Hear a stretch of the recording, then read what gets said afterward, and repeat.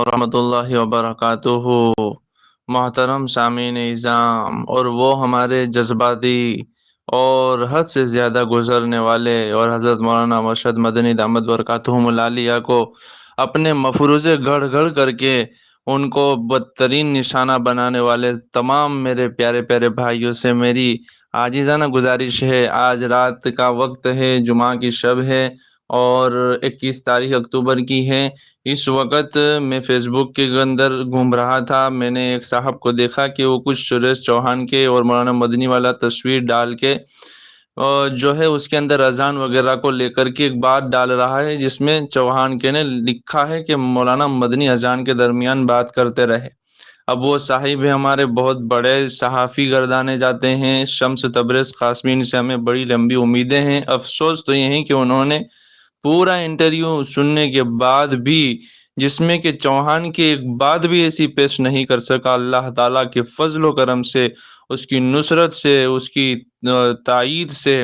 کہ جس میں وہ مولانا کی کوئی بات اس طور پر پیش کر سکتا کہ جس میں اسلام کی تذلیل ہوتی، مسلمانوں کی تذلیل ہوتی یا دین کی تذلیل ہوتی، قرآن کی ہوتی۔ صرف ایک بات اس چلا پایا ہے، وہ یہ ہے کہ مولانا مدنی اذان کے دوران بات کرتے رہے، اور جو اذان کے درمیان اپنے بھاشن روک دیتے ہیں ان کو اس سے سیکھ لینی چاہیے۔ اس کے سوا باقی وہ اپنے پورے انٹرویو میں جو اس نے چلایا ہے، ایک بات بھی کوئی ایسی نہیں کر سکا، کاٹ چھاٹ کر بھی۔ اور میں ان تمام لوگوں سے کہنا چاہتا ہوں کہ وہ اپنا وہ انٹرویو مولانا کا سنیں، میں ابھی سنا ہوں، بہت ہی خوشگوار ماحول ہے، رات کا سناٹا ہے، اور میں تو ایک دم حیرات میں پڑ گیا ہوں، اور میں اللہ کی قسم کھا کر کہتا ہوں کہ میری آنکھوں سے خوشی کے آنسو نکل گئے کہ اللہ تعالیٰ نے ہمیں ایسے قائدین عطا فرمائے ہیں، اور اللہ تعالیٰ نے ہمیں ایسے رہنما عطا فرمائے ہیں۔ مولانا نے جو دو ٹوک الفاظ میں اور صاف صاف طور پر ایسے بندے کی، جس نے بڑے بڑے لیڈروں کی، بڑے بڑے لوگوں کی انٹرویو میں بولتی بند کر دی، ایسے آدمی کو مولانا نے جس خوش اسلوبی کے ساتھ، جس بے باکی کے ساتھ، جس نڈرتا کے ساتھ پورے اسلام کی دعوت دے دی، اللہ اور رسول کی رسالت کو سمجھا دیا، اسلام اور دین کو سمجھایا ہے، اور پھر یہ ہے کہ اس بندے کو یہ توفیق بھی مل گئی کہ اس نے یہ پورا انٹرویو اپنے نیوز چینل کے اوپر چلایا ہے۔ میری آپ تمام سے گزارش ہے کہ آپ جو ہے اگر میری بات کو اس وقت سن رہے ہیں تو آپ اس انٹرویو کو ضرور سن لیں، سونے سے پہلے ضرور سن لیں، کہیں ایسا نہ ہو کہ رات کو جو ہمیشہ کے لیے سو جائے، پھر یہ افسوس ہمیشہ کے لیے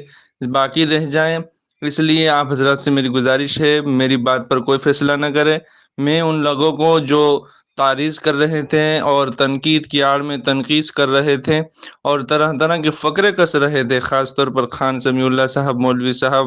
ان جیسے تمام ان کے حواریین، ان کے محبین سے گزارش کروں گا کہ وہ ذرا مولانا کا انٹرویو سن لیں اور اپنے آپ پر خاک ڈالے، اور اپنے آپ گریبان کو ڈالے، اور اپنے آپ گریبان کو پھاڑے، اور اپنے سینوں کو پیٹے، اور اپنے بال کو غبار آلود کریں، اور وہ مولانا سے معافی مانگے، کھلے عام معافی مانگے۔ اس طور پر، جس انداز سے اور جس بڑے پیمانے پر، جس کے لاکھوں کروڑوں ویورز ہیں، دیکھنے والے ہیں، مولانا نے ان کو جس طور پر اللہ کی توحید کی، رسول اللہ کی رسالت کی اور اسلام کی حقانیت کی اور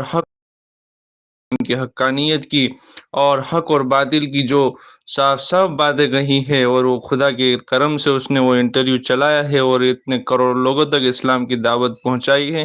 یہ مولانا کا حصہ تھا۔ اللہ تعالیٰ کا شکر ہے کہ وہ دیکھنے اور سننے کا مجھے موقع عنایت فرمایا۔ اللہ ہم سب کو صحیح سمجھ عطا فرمائے، اپنے قائدین سے بدظن ہونے کی ہم سب کی حفاظت فرمائے، اور ان کے حق میں دعا کرتا ہوں۔ جمعہ کی رات ہے، اللہ ہمارے تمام قائدین کو، تمام اکابرین کو، تمام علماء حقانیین کو اللہ تعالیٰ لمبی عمر عطا فرمائے،